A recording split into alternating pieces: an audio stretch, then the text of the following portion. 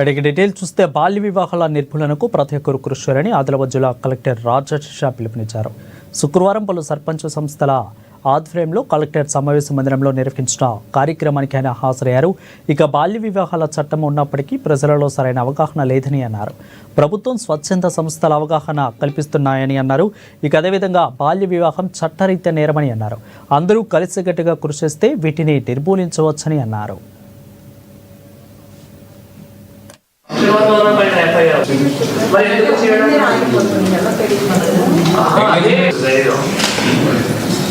Should also so అక్కడ కూడా function hall కావచ్చు, టెంపుల్ కావచ్చు, మస్జిద్ కావచ్చు, చర్చ్ కావచ్చు, ఎక్కడైనా those should also వారి కూడా our simple thing whenever you are conducting whenever you find the that బాల వివాహ ఎవరి ఎవరు స్టేక్ హోల్డర్స్ ఉన్నారు, ఇక్కడ పెళ్లి అవుతున్నాయి మనం సిఎంబిఓస్ అంటున్నాం. అంటే అసలుగా ఉంటేనే మళ్ళీ మనం కంట్రోల్ చేయగలుగుతాం. వాళ్ళు గట్టిగా ఈ సంవత్సరమే మనం 24-25 బాల వివాహాలు ఆపినాం.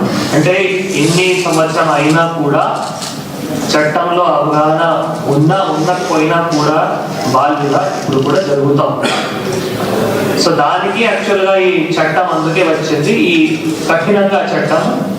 దీనికి మళ్ళీ ఎవరెవరు ఈ బాల వివాహంలో పాల్గొంటే మళ్ళీ ఎవరెవరి పైన శిక్షణ అయితే జైలు శిక్షణ కానీ, ఎఫ్ఐఆర్ కానీ, ఇంజంక్షన్ ఆర్డర్ కానీ క్లియర్గా చట్టం కూడా చెప్పడం జరిగింది. ఇందాక మీరు కూడా అందరూ అన్నారు.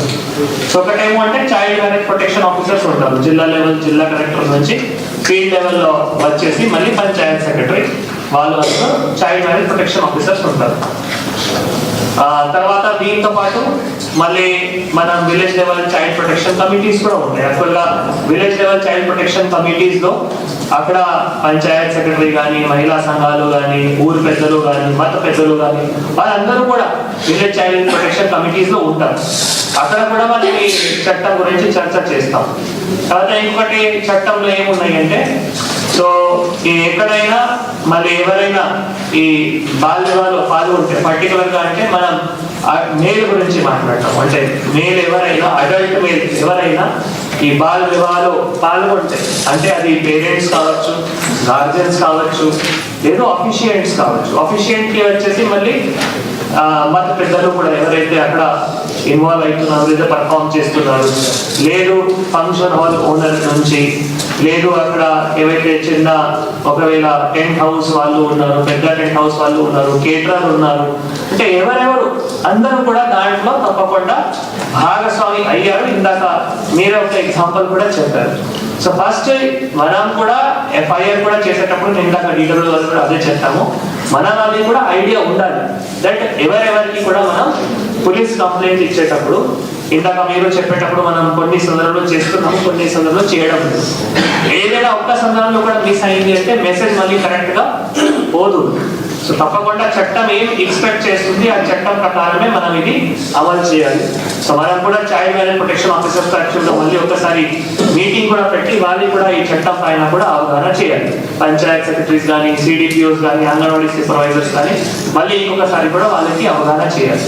సో మీరు అందరూ కూడా ఇందాక మత పెద్దలు కూడా చెప్పారు దట్ మీరు ఆల్రెడీ మన కమ్యూనిటీలో, మీ విలేజెస్లో, మీ వార్డ్స్లో కూడా ఇటువంటి ప్రచార కార్యక్రమం కూడా చేస్తున్నారు, అవగాహన కార్యక్రమం కూడా చేస్తున్నాము. చాలా సంతోషం.